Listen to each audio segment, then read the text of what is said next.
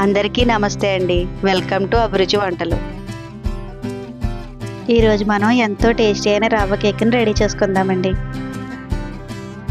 రవ్వ కేక్ని చేసేటప్పుడు వీడియోలో చూపించినట్టుగా ఈ ఒక్కటి వేసి చూడండి, చాలా టేస్టీగా ఉంటుంది. మా ఛానల్ ఫస్ట్ టైం చూస్తున్నట్లయితే సబ్స్క్రైబ్ చేసుకోండి. ఒక మిక్సీ జార్లో 1 కప్పు రవ్వని, 1/2 కప్పు పంచదారని, 3 యాలకుల్ని వేసుకుని మెత్తగా పొడి చేసుకోవాలి.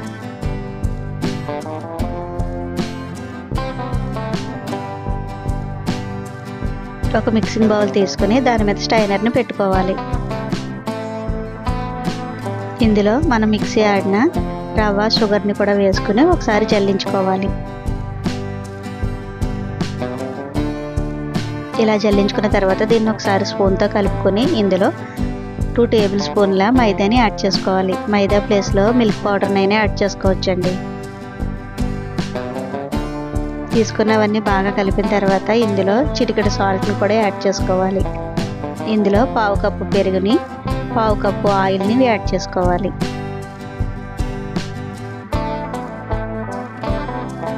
ఇందులో ఆయిల్, పెరుగు 2 మిక్స్ అయ్యేలాగా ఒకే డైరెక్షన్లో బాగా కలుపుకోవాలి.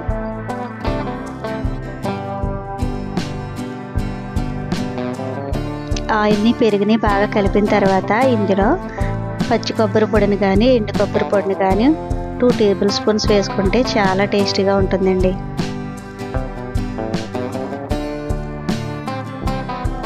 ఇలా కొబ్బరి పొడిని వేసి చేసుకుంటే మీకు అచ్చం బేకరీలో కొన్నట్టే టేస్ట్ వస్తుందండి.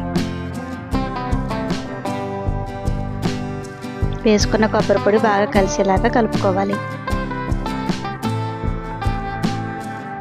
ఇందులో కాచి చల్లార్చుకున్న పాలని యాడ్ చేసుకుంటూ కలుపుకోవాలి. రవ్వ కేక్కి ప్యాటర్న్ కొంచెం పలచగా ఉండేటట్టుగా కలుపుకుంటే బాగుంటుందండి.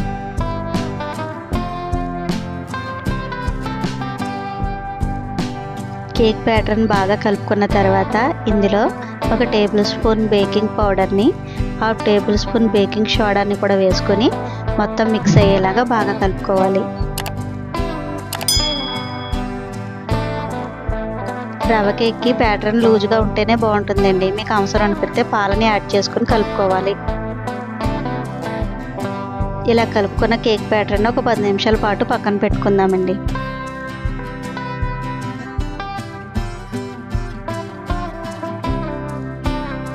స్టవ్ పై ఒక కుక్కర్ గిన్నెని పెట్టుకుని మీడియం ఫ్లేమ్లో దాన్ని హీట్ చేసుకోవాలి.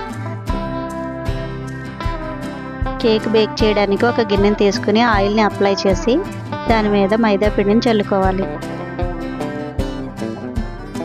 ఇప్పుడు ఇందులో మనం తయారు చేసుకున్న కేక్ ప్యాటర్న్ వేసుకోవాలి.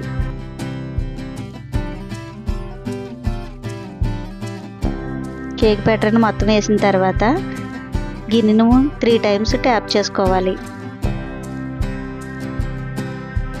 కేక్ గిన్నెని కుక్కర్లోని స్టాండ్ పెట్టుకుని దానిపైన మూత పెట్టుకుని ఫ్లేమ్ సిమ్లో పెట్టుకుని కుక్ చేసుకోవాలి.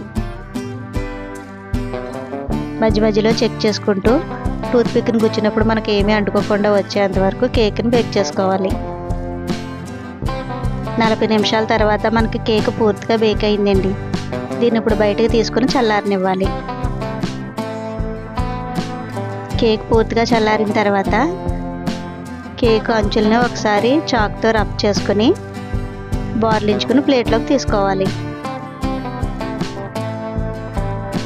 కేవలం ఇంట్లో ఉన్న వాటితోనే మనం సింపుల్గా కేక్ని రెడీ చేసుకోవచ్చండి.